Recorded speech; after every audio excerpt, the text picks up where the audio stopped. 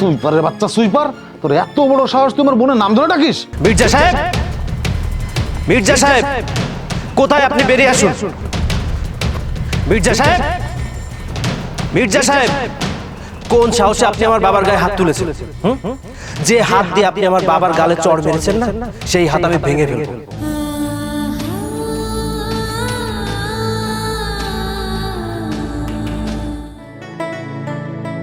বাবা, আমি ভার্সিটিতে যাচ্ছি। তোমার তো শরীর খুব একটা ভালো না, সাবধানে কাজ করো আর সাবধানে যেও। ঠিক আছে বাবা, তুই কোনো চিন্তা করিস না, তুই মন দিয়ে লেখাপড়া কর। দেখ বাবা, তুই আমার মনের আশা পূরণ করবি। বাবা তুমি একদমই চিন্তা করো না, তোমার ছেলে একদিন তোমার স্বপ্ন পূরণ করবে ইনশাল্লাহ। হ্যাঁ বাবা, আমার মনের আশা তুই একদিন বিসিএস ক্যাডার হবি, তুই আমার মনের আশা পূরণ করবি, এটা আমার অনেক দিনের আশা বাবা। বাবা তুমি শুধু আমার জন্য দোয়া করো, আমি যেন তোমার মনের আশা পূর্ণ করতে পারি, আর তোমার ইচ্ছা মতো যেন আমি বিসিএস ক্যাডার হয়ে যেতে পারি। এটা কি আর বলা লাগে? আমার দোয়া সব সময় তোর সাথে থাকবে। বাবা চলো, বাবা ছেলে একসাথে বেরোয়। না বাবা, আমি আর তুই একসাথে যাব না, তাতে তোর সমস্যা হতে পারে। কেন বাবা, আমার কেন সমস্যা হবে? তোর সাথে পড়াশোনা করে এমন কেউ দেখলে তোর মান ইজ্জত যাবে, কারণ আমি যে সুইপারে কাজ করি। তাই বলছি বাবা, তুই আগে যা, আমি পরে যাব। আরে কে কি বললো, এসব শোনার টাইম আছে নাকি? তুমি চলো। কি রে, তোর এবার পিকনিকে যাচ্ছিস তো?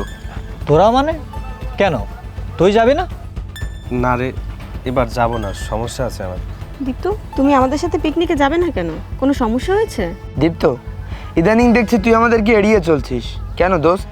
কি হয়েছে তোর? আরে না, আমার কোনো সমস্যা নেই, আমি এমনিতে যেতে পারবো না, তোরা যা।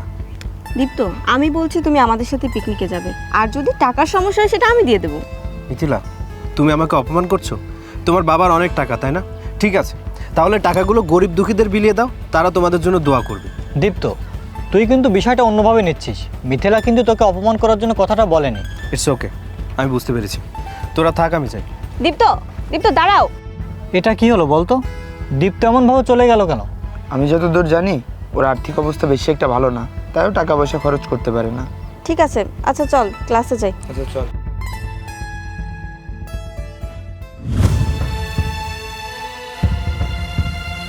এই ভালো করে কাজ করেছো তো, ময়লার জন্য কোনো গন্ধ না থাকে। ঠিক আছে সাহেব, আমি ভালো করেই পরিষ্কার করে দিয়েছি, কোনো গন্ধ নাই। তোমার ছেলে মেয়ে কয়জন? সাহেব, আমার এক ছেলে, ছোটোবেলায় ওর মা মারা যায়, ওকে নিয়ে আমার অনেক স্বপ্ন, এই জন্যই তো আমি এত কষ্ট করি সাহেব। এই তোমার ছেলে কি করে, তার বয়স কত? সাহেব, আমার ছেলের বয়স 28 বছর, ও ভার্সিটিতে পড়ছে। সাহেব, আমার খুব ইচ্ছা ওকে আমি বিসিএস ক্যাডার বানাবো। কি, ভার্সিটিতে পড়ে বিসিএস ক্যাডার হবে? সুইপারের ছেলে হবে বিসিএস ক্যাডার? আচ্ছা, তোমরা এই ধরনের ভাবনা কিভাবে ভাবো বলো তো? কেন সাহেব, সুইপারের ছেলে কি কখনো বিসিএস ক্যাডার হতে পারে না? কথা কম বলো, আগে কাজ শেষ করো। সাহেব, কাজ শেষ, এখন আমার টাকাটা দিন। হ্যাঁ দিচ্ছি, দূরে থাকো, গা থেকে গন্ধ আসছে। গায়ে সাবান টাবান লাগাও না নাকি? যত সব।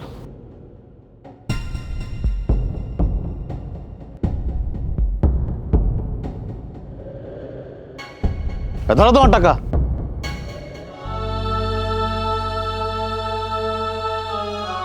হায় রে বড় লোক, টাকার গরমে কত রূপ ধরো, যেদিন এই টাকা পয়সা থাকবে না তখন কি করবে?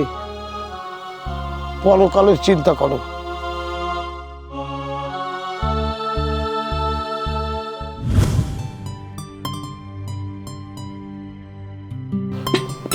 বাবা আলামিন, আমাকে এক কাপ চা দাও তো।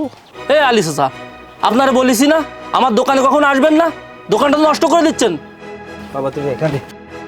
আলামিন ভাই, বাবাকে আর আমাকে 2 কাপ চা দিন তো। সি সি সি, আমার দোকানে আপনারা এসে আমার দোকানের পরিবেশটা নষ্ট করে দিচ্ছেন। আপনাদেরকে নিষেধ করেছি না আমার দোকানে আসবেন না? সুইপারের বাচ্চা সুইপার আবার এসে বলতে চা দেন। কেন তুমি আমাদের কাছে চা বিক্রি করবে না কেন? আমরা কি ফ্রিতে চা খেতে আসি নাকি? আরে কপাল, আমি কাদেরকে বোঝাচ্ছি? তোরা টাকা দিলেও তোদের কাছে আমি চা বিক্রি করবো না, এখান থেকে বেরিয়ে যা। আলামিন ভাই, আমার বাবা কি করেছে? আমি বা কি করেছি? আমার বাবা কি অপরাধ করেছে যে চা বিক্রি করবেন না? আপনি এভাবে অপমান করছেন। তোর বাবা কোনো অপরাধ করেনি, তোর বাবার দোষ হচ্ছে সে একজন সুইপার। তোর বাবা আমার দোকানে আসলে এই সকল কাস্টমার এখানে বসতে চায় না, বুঝতে পেরেছিস? আমার বাবা সুইপার বলে আপনি আপনার দোকানে আমার বাবাকে বসতে দেবেন না, এটাই আপনার ব্যবহার। আমার বাবা সুইপার হলে বাবার মনটা অনেক ভালো, অন্তত আপনার মতো না। এই তোর লেকচার শোনার সময় আমার নেই, বুঝতে পেরেছিস? আমার দোকান থেকে বেরিয়ে যা। আমি কোনো লেকচার দিচ্ছি না, আমি যা বলছি একদম সত্য বলছি। আমার বাবার রক্ত আমার শরীরে, এজন্য আমি দাঁড়িয়ে দাঁড়িয়ে চুপ করে শুনছি, না হলে এই দোকান আমি ভেঙে ফেলতাম। কিন্তু বাবা আমাকে সেই শিক্ষা দেয়নি। বাবা দীপ্ত, যা হয়েছে চল আমরা এখান থেকে যাই। দাঁড়াও বাবা। আলামিন ভাই, আমার বাবা সুইপারগিরি করে আমাকে বিসিএস পড়াচ্ছে, ইনশাল্লাহ কিছুদিনের মধ্যে আমি বিসিএস ক্যাডার হয়ে যাব। এসেছে সুইপারের ছেলে, সে আবার বিসিএস ক্যাডার। চল না বাবা, আমরা বাড়ি চলে যাই। দাঁড়াও, একজন সুইপারের ছেলে বিসিএস ক্যাডার হতে পারে না কে বলেছে? মানুষ যদি চা বিক্রি করে প্রধানমন্ত্রী হতে পারে, তাহলে একজন সুইপারের ছেলে বিসিএস ক্যাডার হতে পারে না, এটা কোন আইনে লেখা আছে? বাবা চল, তুই চল বাবা, আয় বাড়িতে আয়, আয় আয়। আইসে সুইপারের ছেলে হবে বিসিএস ক্যাডার, যত দেশের গল্পবাজি, খায় কোনো কাজ নেই, চার দোকানে সারা পৃথিবীর গল্প জোড়ে। ভাই চিনি কি কম হবে? বোন রে, এত পড়াশোনা শিখে কি করবি? তোর জন্য একের পর এক আমার কাছে সম্বন্ধ আসছে। আমি একটা সিদ্ধান্ত নিয়েছি, তোকে একটা ভালো পাত্র দেখে তার হাতে তুলে দিব। ভাইয়া, তোমাকে একটা কথা বলতে চাই। কি বলবি বল। ভাইয়া, আমি একটা ছেলেকে ভালোবাসি, সেও আমাকে অনেক ভালোবাসে। ছেলেটির নাম দীপ্ত, আমরা একই ভার্সিটিতে পড়ি। দীপ্ত এবার বিসিএস পরীক্ষা দিবে। ঠিক আছে বোন, ছেলের বাবাকে বলবি বিয়ে সম্বন্ধ নিয়ে আমার কাছে আসতে। ঠিক আছে ভাইয়া, আমি কালই বলবো ওর বাবাকে নিয়ে আমাদের বাড়িতে আসতে। ঠিক আছে, যা এখন আমার জন্য একটা চা বানিয়ে নিয়ে। বাবা, ঘুমিয়ে পড়েছ? না বাবা, তুই কি কিছু বলবি? হ্যাঁ বাবা, তুমি অনুমতি দিলে একটা কথা বলবো। কি বলবি বল। বাবার সাথে কথা বলতে কি আবার অনুমতি নিতে হয় নাকি? বাবা, আমি একটা মেয়েকে ভালোবাসি, ওই মেয়েটাও আমাকে ভালোবাসে। ওর নাম হচ্ছে মিথিলা। মিথিলা তোমাকে ওদের বাড়িতে যেতে বলেছে। মিথিলার বাড়ি হচ্ছে রূপসা। ওর বাড়িতে ওর ভাই আছে, মানে আমাদের ব্যাপারে তোমার সাথে কথা বলবে, সেজন্য ডেকেছে। ঠিক আছে বাবা, তাহলে আমি কালই যাব। এই তো আমার লক্ষ্মী বাবা। বাবা তুমি তাহলে ঘুমাও, আমি যাই। আচ্ছা বাবা।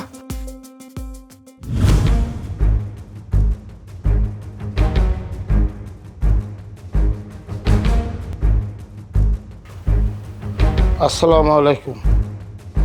ওয়ালাইকুম আসসালাম। এই দূরে গিয়ে দাঁড়াও, তোমার গা থেকে গন্ধ আসছে, কি ব্যাপার? তুমি হঠাৎ আমার বাড়িতে? তোমাকে তো আমি আসতে বলিনি। কিন্তু সাহেব, দীপ্ত যে বললো আপনি আমাকে আসতে বলেছেন। কই না তো, এমন তো কিছু হয়নি। তাছাড়া দীপ্তটাকে, আচ্ছা কি হয়েছে একটু ক্লিয়ার করে বলো তো। সাহেব, আমার ছেলে দীপ্ত আপনার বোন মিথিলাকে ভালোবাসে, আর আপনার বোন মিথিলাও আমার ছেলেকে ভালোবাসে। আপনি নাকি আমাকে আসতে বলেছেন, তাই আমি আসলাম। সাহেব, আমার ছেলে দীপ্ত মানুষ হিসেবে খুব ভালো, লেখাপড়াও অনেক ভালো। তাই আমি বলছিলাম কি সাহেব, ওদের দুটো হাত যদি এক করে দিতেন তাহলে খুব ভালো হতো। কি বললি সুইপারের বাচ্চা? তোর এত বড় সাহস, সামনে একটা সুইপার হয়ে আমার বোনের সাথে তোর ছেলের বিয়ের প্রস্তাব নিয়ে এসেছিস? কি হয়েছে ভাইয়া, তুমি চেঁচামেচি করছো কেন? আর উনি কে? মা মিথিলা, আমি তোমার ভালোবাসার মানুষ, দীপ্তর বাবা। সুইপারের বাচ্চা সুইপার, তোর এত বড় সাহস তুই আমার বোনের নাম ধরে ডাকিস? ভাইয়া, উনি দীপ্তর বাবা, তুমি এভাবে ওনার গায়ে হাত তুলতে পারো না। আর তাছাড়া আমি ওনাকে এ বাড়িতে আসতে বলেছি, তাই উনি এসেছে, তা নাহলে উনি কোনোদিনই আসতো না। আঙ্কেল, আপনি চলে যান, সময় হলে আমি আপনার বাড়িতে চলে যাব। চুপ কর, এখানে একটা কথা বলবি না, যা ঘরে যা, তোর সাথে আমি পরে কথা বলছি। আরে সুইপারের বাচ্চা সুইপার, এখনো দাঁড়িয়ে আছিস কেন? এখান থেকে চলে যা, না হলে কিন্তু ঘাড় ধাক্কাতে বের করে দিব। যত সব।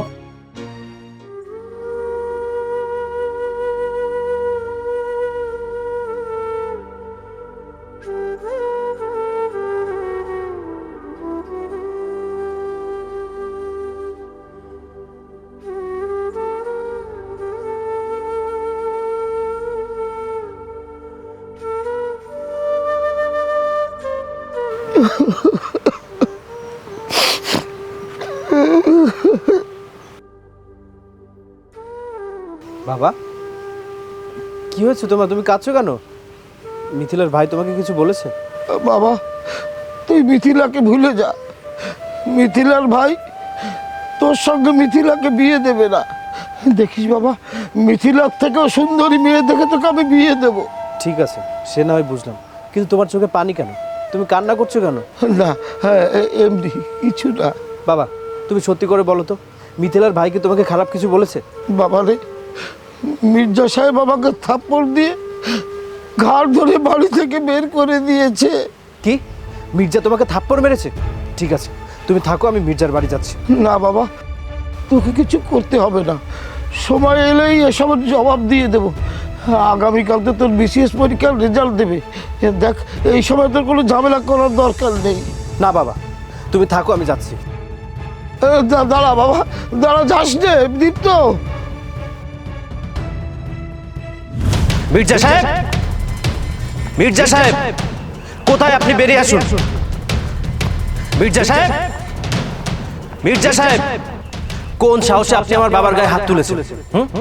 যে হাত দিয়ে আপনি আমার বাবার গালে চড় মেরেছেন না, সেই হাত আমি ভেঙে ফেলবো। এই, কে তুই? তুই কেন আমার কাছে কৈফিয়ত চাচ্ছিস? এটা একটা ভদ্রলোকের বাড়ি, আর ভদ্রলোকের বাড়িতে এসে কেন চেঁচামেচি করছিস? চেঁচামেচি কেন করছি বুঝতে পারছেন না? আপনি আমার বাবার গায়ে হাত তুলেছেন কেন? আপনি আমার বাবাকে অপমান করেছেন কেন? ও, তুই তাহলে সুইপার ছোট লোকটার ছেলে?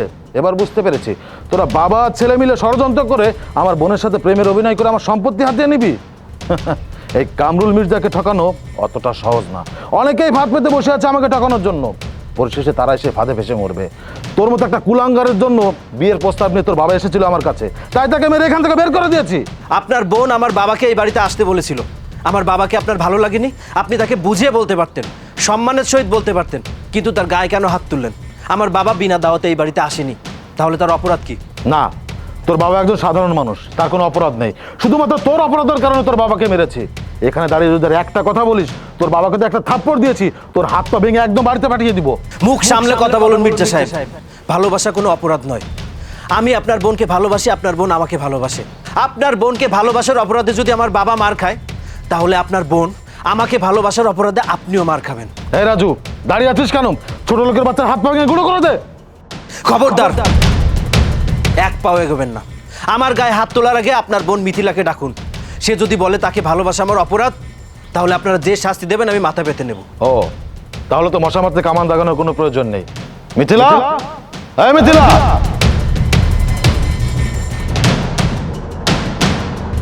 কি হয়েছে ভাইয়া, এভাবে চেঁচিয়ে ডাকছো কেন? মিথিলা, আমি কি তোমাকে ভালোবেসে ভুল করেছি?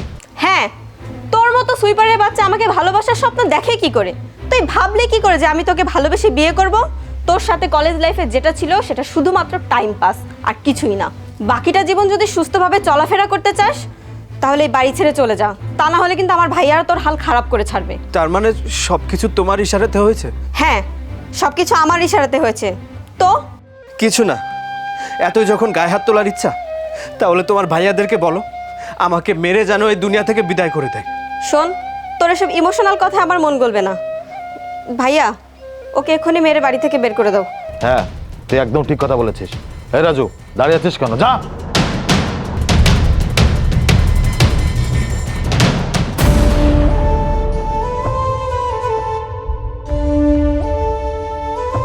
মিথিলা, তুমি আমার দেহতে আঘাত করেছো না, হয়তো এই ব্যথা আমি কিছুক্ষণ পরে ভুলে যাব, কিন্তু আমার অন্তরে যে আঘাত করেছো, এই ব্যথা আমি কোনোদিন ভুলতে পারবো না।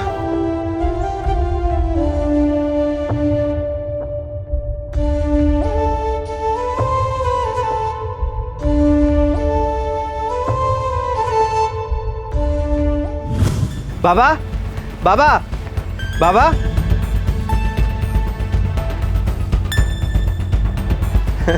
বাবা, তোমাকে আমি আর সুইপারের কাজ করতে দেবো না। আমার পরীক্ষার রেজাল্ট দিয়েছে, আমি বিসিএস পরীক্ষায় পাশ করেছি। বাবা, তোমার ছেলে এখন বিসিএস ক্যাডার। বাবা, আমি খুব খুশি হয়েছি, আজ তো আমার সুখের দিন, কিন্তু বাবা আমি তো তোর সুখ এনে দিতে পারলাম না। এসব বাদ দাও তো, সুখের দিনে অতীতের কথা মনে করে চোখের পানি ফেলতে নেই। তুমি চলো তো, ভেতরে চলো। চল বাবা, চল।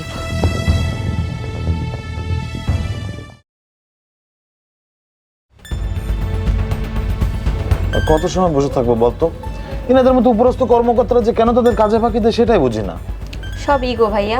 বাবার টাকা পয়সা খরচ করে পড়াশোনা করে ডিসি হয়েছে, তো তাই যথাসময়ে অফিসে না এসে দেখো কোথাও ঘুরে বেড়াচ্ছে হয়তো বা। আচ্ছা, তোমাকে কেমন চেনা চেনা লাগছে। যাই হোক, বলো তো ডিসি স্যার কখন আসবে? ভাইয়া, তুমি ওকে চিনতে পারছো না? ও দীপ্ত। আরে তাই তো, দীপ্ত। এই সুইপারের ছেলে, এই তুই কেন স্যারের চেয়ারে বসেছিস? ওঠ এখান থেকে। স্টপ! আমার অফিসে এসে আমাকে ধমক দিয়ে কথা বলছেন। Who the hell are you? আমি কামরুল মির্জা। আর এটা আপনার অফিস মানে? আমি তো কিছু বুঝতে পারলাম না। যাদের স্মৃতিশক্তি কম, যারা কোনো ম্যানার জানে না, তাদের ব্যাপারটা না বুঝলেও চলবে। আমি বর্তমান ডিসি, আমার নাম দীপ্ত চৌধুরী। সরি স্যার, আমি আসলে আপনাকে চিনতে পারিনি। কিন্তু স্যার, আপনার এত পরিবর্তন কিভাবে? জন্মের পর থেকে আমার জীবনে অনেক পরিবর্তন এসেছে। কোন পরিবর্তনের কথা জানতে চান আপনি? আমাকে এই চেয়ারে দেখে অবাক হচ্ছেন না? অবাক হওয়ার কিছু নেই। প্রতিটা মুহূর্তে মানুষের জীবন সংগ্রামের। যে যত বেশি জীবন সংগ্রাম করতে পারবে, সে তত বেশি সুখী এবং সফল। আমার বাবা আলী চৌধুরী। ছোটোবেলায় আমার দাদা মারা যায়। আমার দাদা মারা যাওয়ার পরে 12 সদস্যের একটি পরিবারের হাল আমার বাবা ধরেছিলেন। আমার বাবা অনেক কিছু খুঁজেছিলেন, চাকরির চেষ্টা করেছিলেন, ব্যবসায় বিনিয়োগ করেছিলেন। বাবা কোনো উপায় না পেয়ে সুইপারের কাজটাকে নিজের প্রফেশন হিসেবে বেছে নেন। তিনি তার পরিবারকে ভালোবাসতেন, তাই এই কাজটাকে তিনি ছোট মনে করেননি। এই দুনিয়াতে বেঁচে থাকার লড়াইয়ে কোনো কাজ ছোট নয়। তার সবথেকে বড় দৃষ্টান্ত হচ্ছেন আমার বাবা আলী চৌধুরী। আমাদের পদবী চৌধুরী। অনেকে মনে করেন যে চৌধুরী বংশের মানুষ কিভাবে সুইপারের কাজ করে।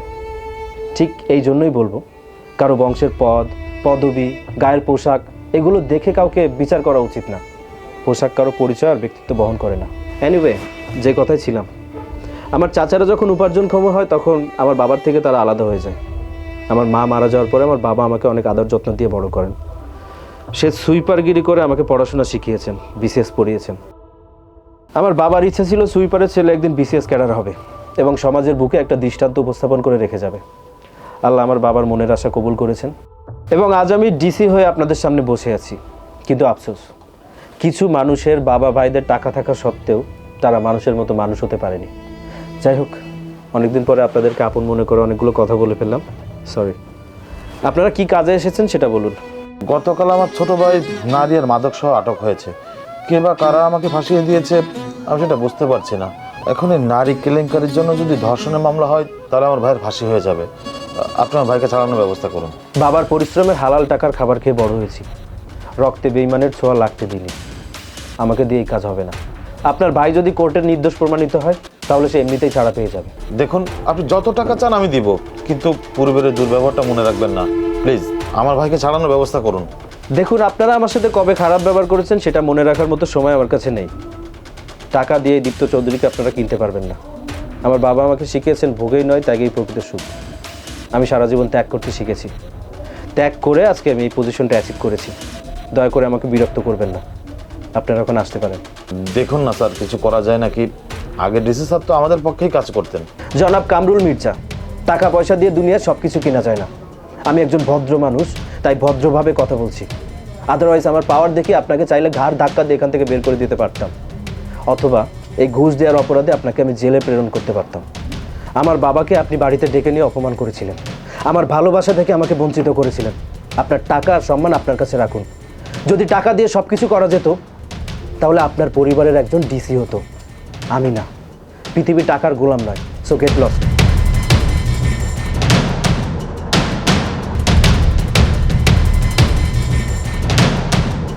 দীপ্ত, আমার ভাইয়াকে কি এবারের মতো ক্ষমা করে দেওয়া যায় না?